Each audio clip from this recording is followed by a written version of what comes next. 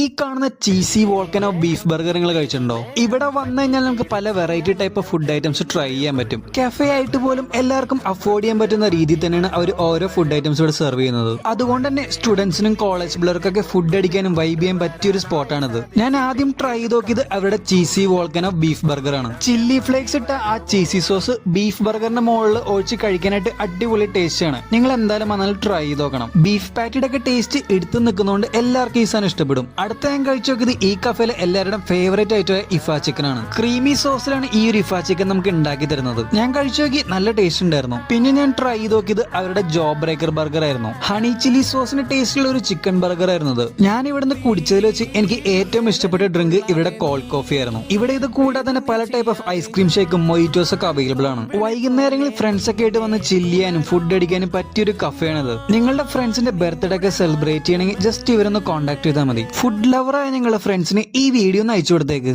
So roof ടോപ്പിലുള്ള ഈ കഫേയുടെ ലൊക്കേഷൻ പറഞ്ഞ MG റോഡ് പത്മ ജംഗ്ഷനിലുള്ള വെയിൽസ് കഫേ.